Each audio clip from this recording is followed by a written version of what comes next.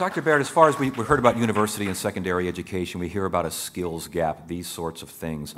Your impression, what you see, what you've experienced, is there, I think I got the answer to this already, but is there a skills gap? How do you close it?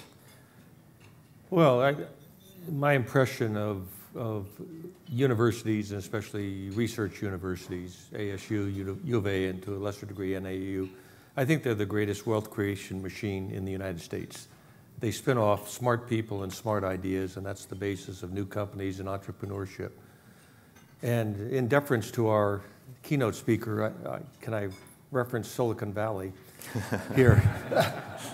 I mean, if you look at what's happened around Stanford and Berkeley and Silicon Valley, or around Harvard and MIT and Route 128, or University of Texas and Austin, those are top-tier research universities that are great economic development machines.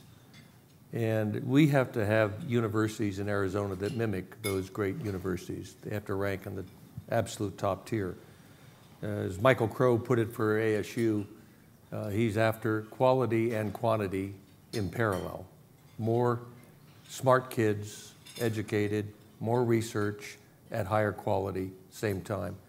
So the best thing we can do from an economic development standpoint, aside from keeping Jerry Brown as governor of California,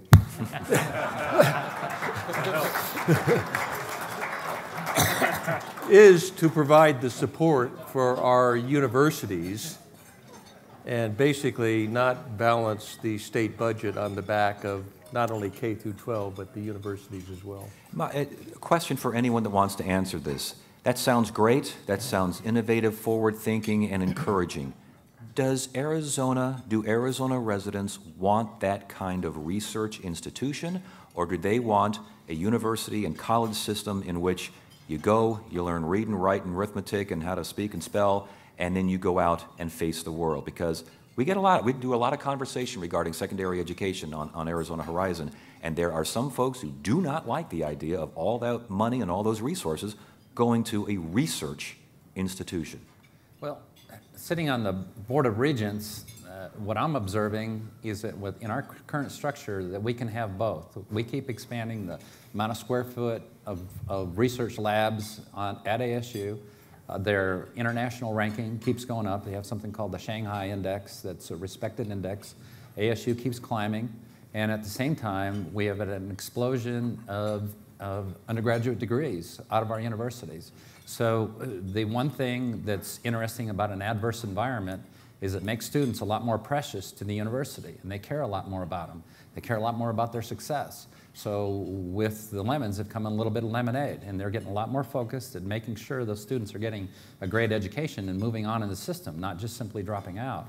And we've seen a dramatic improvement in both realms, both research and graduation. You know, if someone doesn't recognize the value of the research university in the United States, all they have to do is go to any place else in the world.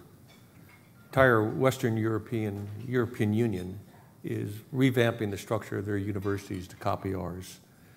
The Russians just signed a multi-$100-million deal with MIT to build a new university mimicking MIT. You cannot go to a Chinese university that doesn't have a dozen deals with US universities copying structure, curriculum, research, professorial structure. You can't go to the Middle East. Every place in the world is copying this wealth creation machine that we kind of ignore here. So if you get some idiot on Horizon who doesn't understand this, I'll give you a business card, send them to me.